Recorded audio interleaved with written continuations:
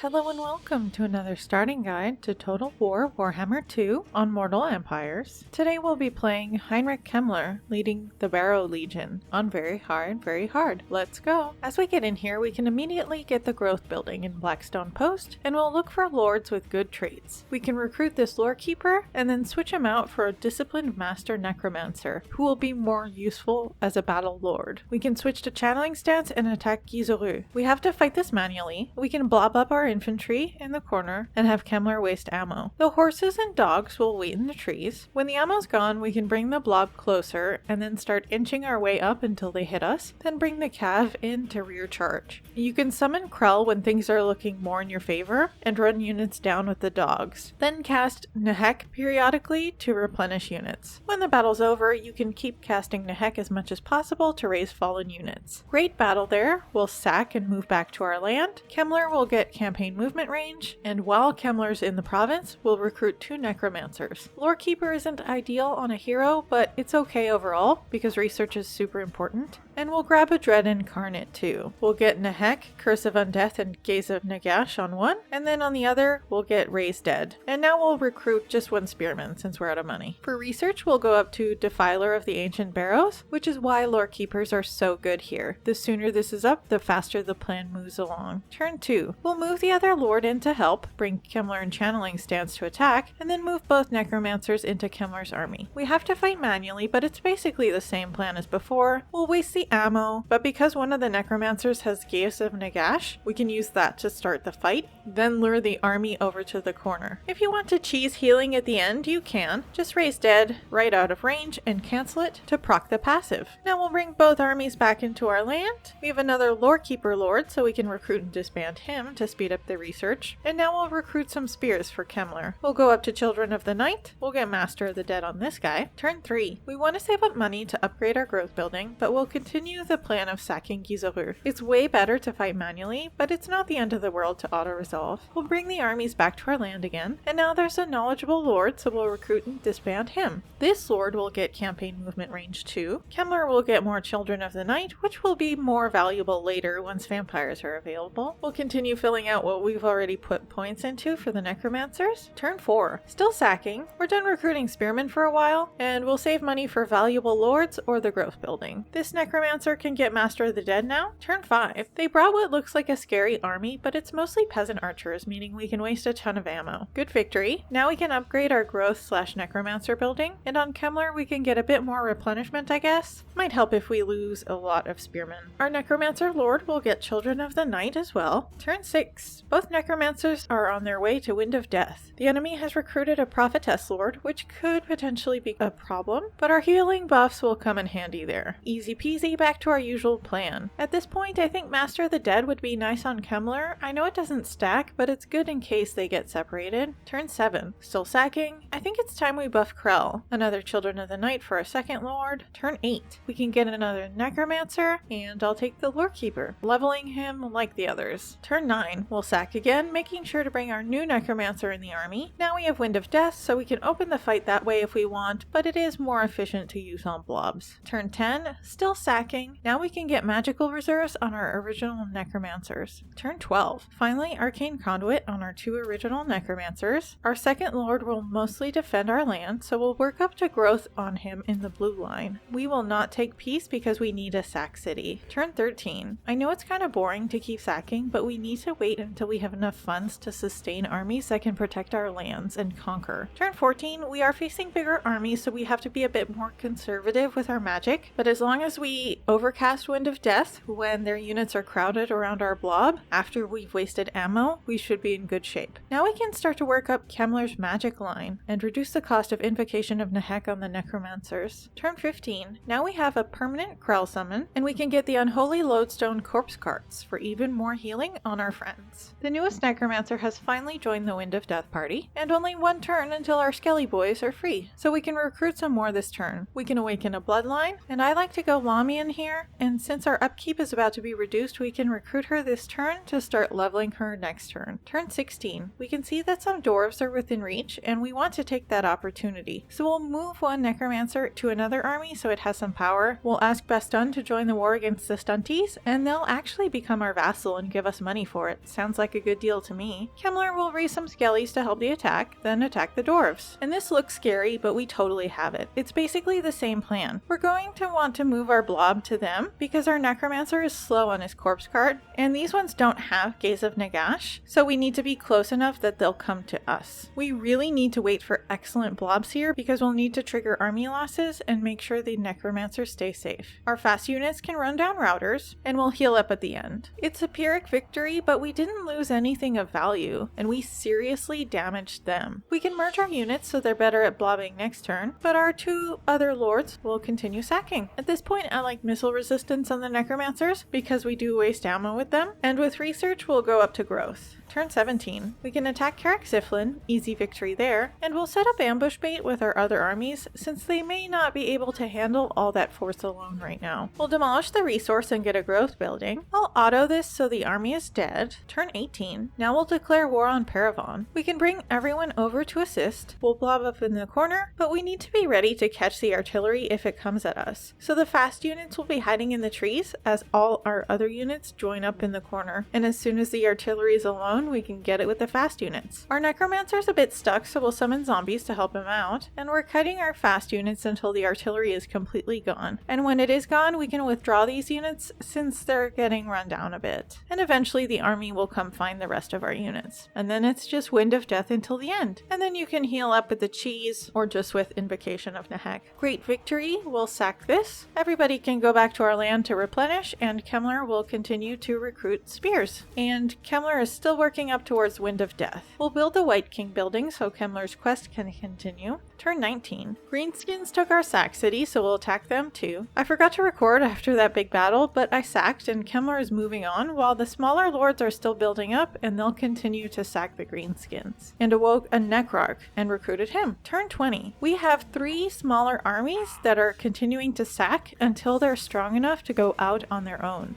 Kemmler is about to hit a walled city, so we can see if we can raise a siege attacker unit. Unfortunately, I don't see one, so we'll just have to build siege equipment. But it should be an easy battle. At this point, I would have Kemmler wipe out Paravon, then take on Massif Arcade, because those are the same guys that own the last settlement in our province. And then we could have better growth in our province. And then, once you have a bunch of strong lords with really cheap armies, you can do whatever you want. So that's going to be it for my 20-turn guide to Heinrich Kemmler leading the Barrow Legion.